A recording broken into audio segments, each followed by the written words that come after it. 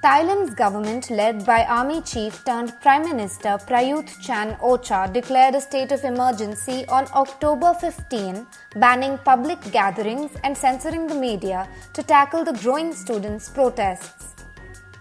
The protesters feel the emergency decree is yet another attempt by the government to take away their rights. They have vowed to continue the agitation, deepening the crisis that has shaken the country's political and royal establishments.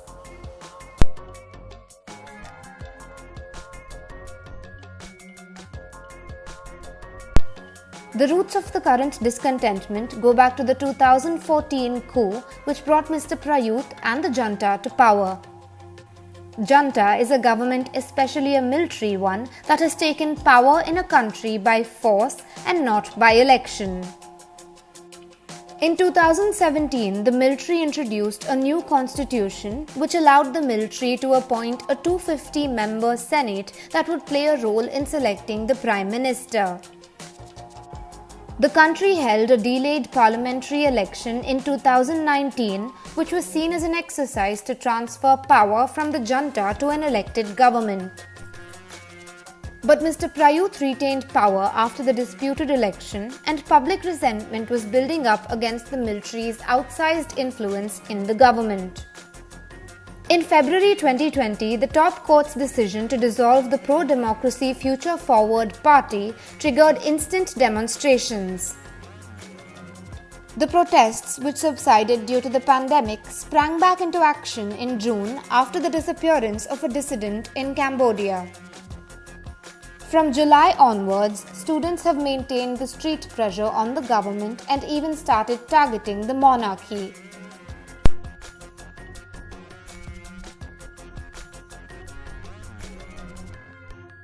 The Thai monarchy has historically been shielded from public criticism by strict lèse-majesté laws. The junta gave the reigning monarch Maha Vajiralongkorn full control of the Crown Property Bureau, which manages the palace's roughly $30 billion worth of assets. Last year, the king brought 2 army units under his direct control. King Vajiralongkorn's plan appears to be taking the country closer to absolute monarchy, and this has triggered unprecedented resistance from the country's youth.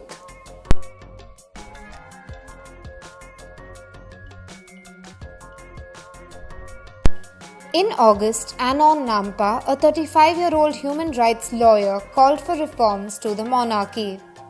Students submitted 10 demands to the government asking for a separation of the king's assets and the Crown Property Bureau.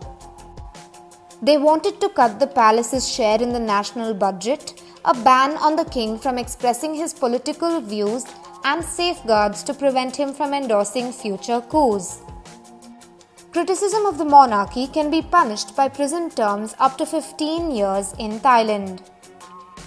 The students have called for the Prime Minister's resignation, a new constitution, fresh, free and fair elections, and an end to the attacks on dissidents and opposition parties.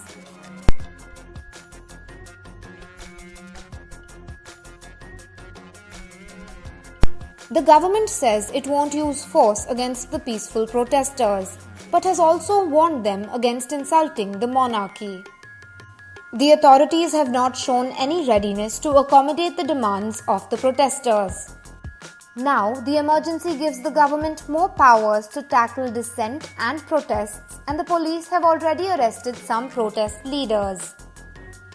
With the students refusing to stand down, Thailand could be descending to another showdown.